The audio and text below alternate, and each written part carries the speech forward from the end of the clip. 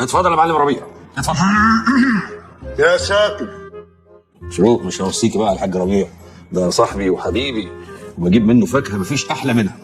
عاوزك بقى تعملي له يافطه بقى في المحل بتاعه بقى مفيش زيها في المنطقه كلها. بص يا عم ربيع، هنا في ستايلات كتير يعني اليوفط، انت بقى حابب يافطتك تبقى عامله ازاي؟ لا لا لا لا لا يا استاذ، انا مش عايز اللعب ده. انا عايز يافطه حمراء مكتوب عليها فكهاني الربيع، تحطي الصور دي. مين دول؟ صورتي انا وسيد ابني الصغير. ايوه يعني اعمل بيها ايه؟ مش فاهم. اقول لك خلي صورتي انا لوحدي، وعلى الشمال صورة ابني طالع من الفاكهة. يا سلام لو تطلعيه من بطخاية من منجاية. تشرب ايه يا عم ربيع؟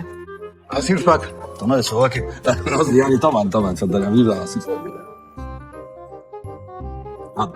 البنت دي مهندسه شاطره قوي، هتعمل لك كل اللي انت عاوزه. الله يكرمك. او اقل الاسعار. الله يكرمك. وهتطلع لك صوره ابنك وانت برضه من المنجاي. الله يكرمك. او من اي حته انت عاوزها يعني. وصيها عليا. خلي بالك من الولد.